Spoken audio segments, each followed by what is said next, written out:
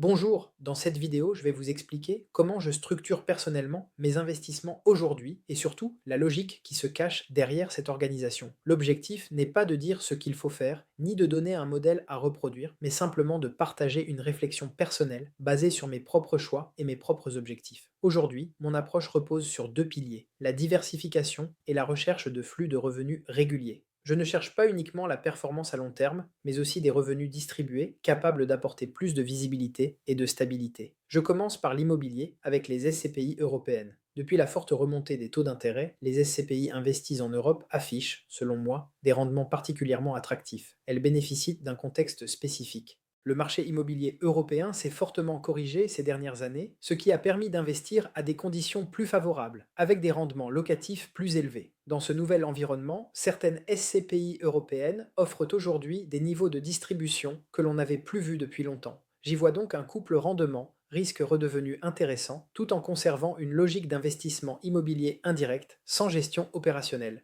J'y associe ensuite une exposition au marché actions via des ETF actions pour capter la dynamique des entreprises sur le long terme. Dans cette poche actions, je détiens également quelques actions en direct, mais principalement des foncières cotées américaines, donc des REIT et non des SIIC européennes. L'intérêt pour moi est double. D'une part, cela me permet d'accéder au marché immobilier américain qui fonctionne différemment du marché européen. D'autre part, les REIT américaines ont historiquement une forte culture de distribution de dividendes, ce qui correspond bien à mon objectif de génération de revenus. J'intègre également une poche d'ETF obligataires high yield. Ces ETF investissent dans des obligations d'entreprise offrant des rendements plus élevés, en contrepartie d'un niveau de risque supérieur aux obligations les mieux notées. Ils permettent de générer des flux de revenus attractifs, mais restent sensibles aux cycles économiques et à l'évolution des taux. C'est pour cela qu'ils occupent une place mesurée et réfléchie dans l'ensemble. À côté de cela, j'ai aussi une exposition aux matières premières, notamment via des ETF or et argent distributif. Contrairement à l'or ou à l'argent physique, ces ETF génèrent des revenus grâce à des stratégies de type covered call, c'est-à-dire la vente d'options sur les actifs détenus. Cela permet de percevoir des primes régulières tout en restant exposé à ces métaux, ce qui est cohérent avec mon objectif actuel de flux. J'ai également une allocation en Bitcoin et en crypto-monnaie. Cette poche est plus volatile, mais elle joue un rôle de diversification et d'exposition à des usages et technologies émergentes. Mes crypto-monnaies peuvent être placées soit en staking, soit en lending, selon les actifs et les conditions, afin de générer des revenus supplémentaires. En revanche, les stablecoins, de mon côté, ne sont pas stakés. Ils sont utilisés principalement comme réserve de liquidité ou placés en lending, selon les opportunités et le niveau de risque perçu. L'idée globale de cette organisation est simple, ne pas dépendre d'un seul moteur de performance ou d'un seul type de revenu. Immobilier, actions, obligations, actifs réels, cryptoactifs. Chaque classe d'actifs réagit différemment selon les contextes économiques et monétaires.